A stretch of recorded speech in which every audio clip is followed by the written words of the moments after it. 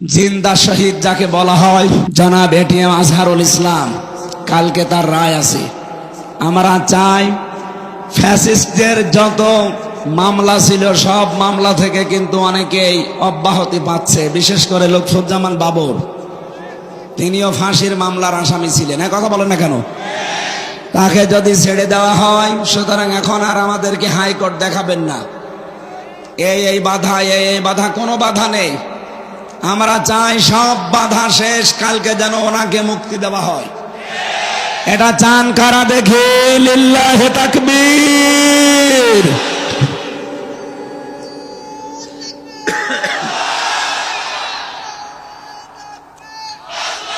আলহামদুলিল্লাহ।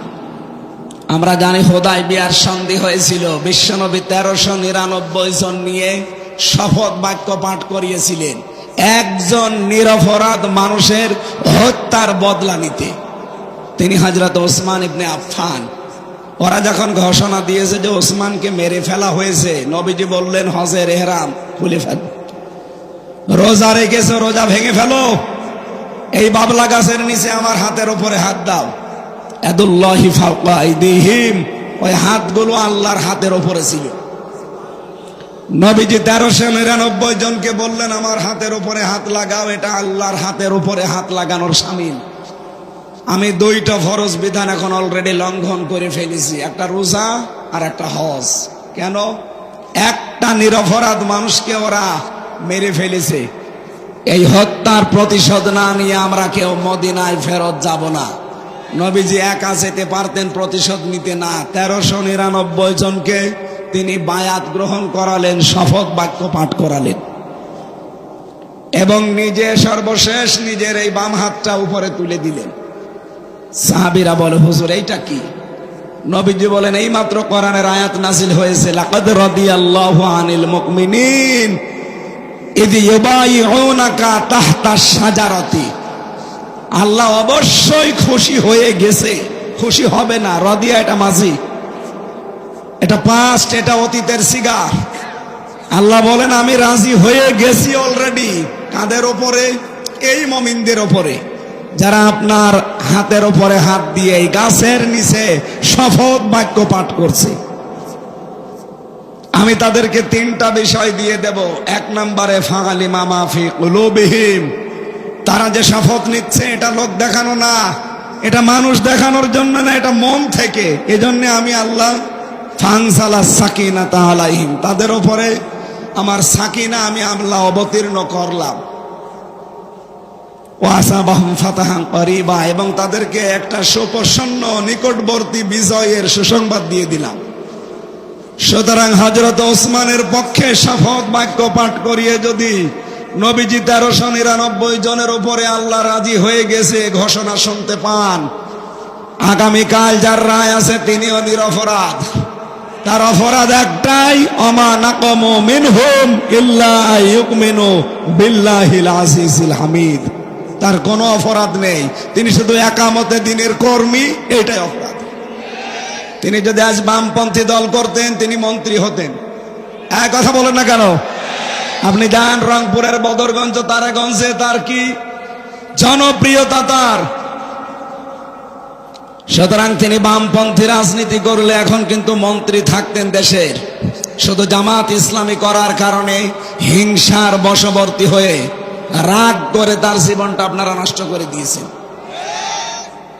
এই জন্য আমরা চাই আগামীকাল নিরপরাধ এই মানুষের পক্ষে 18 কোটি মানুষ আমরা ওই 1399 জনের মতো দাঁড়াতে চাই।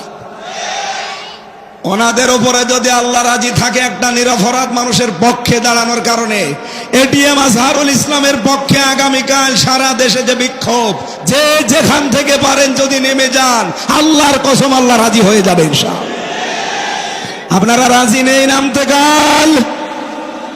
এটা রেকর্ড হচ্ছে, সারা দেশে ছড়াচ্ছে। আমরা চাই কালকে সারা দেশ থেকে 18 কোটি মানুষ যেন জেলা থানা সব জায়গায় এটিএম আজহারুলের মুক্তি চায়। যারা যারা চান এখানে হাত তোলেন, লিল্লাহি তাকবীর। মুক্তি মুক্তি মুক্তি চাই।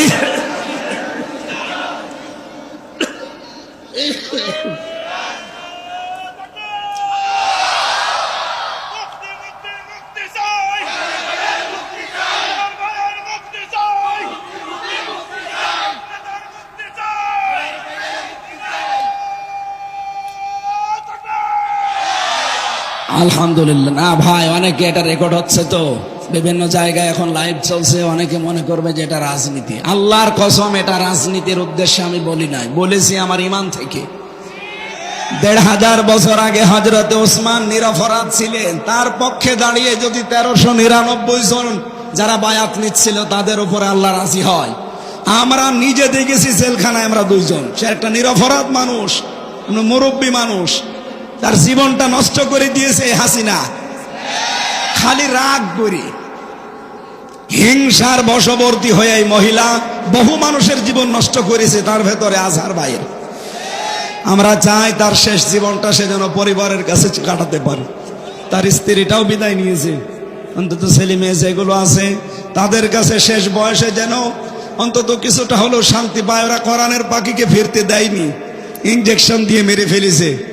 অন্তত এই লোকটা এখন আছে। সবাইকে যখন ছেড়ে দিচ্ছেন, মানবতার খাতিরে হলেও তারে দেন। লুৎফুজ্জামান বাবরকে ছেড়ে দিলেন কোন কারণে বলেন?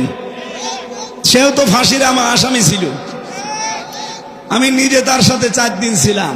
সে বলতো না যে আমি জীবনে আর কোনোদিন ফিরে যাব, আমার শেষ।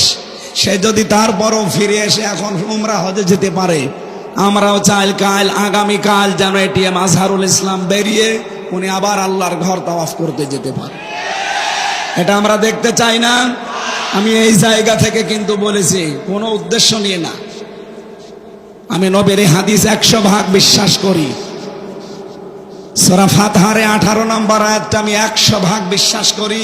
আগামীকাল যারা রাজপথে এটি মাঝহারের জন্য মুক্তির জন্য নামবেন, আমার মনে হয় আল্লাহ আপনাদের উপরেও ওই মানুষগুলোর উপর যেমন রাজি হয়েছিলেন রাজি হয়ে যাবে। যে যেখান থেকে পারি আমরা এই নিরপরাধ মানুষের পক্ষে দাঁড়াবো ইনশাআল্লাহ। এখানে কোনো দল মত নেই, 18 কোটি মানুষ আমরা নামতে চাই। কথা বলেন, কথা বলুন। আল্লাহ যেন আরো সে কবুল করে, আমিন।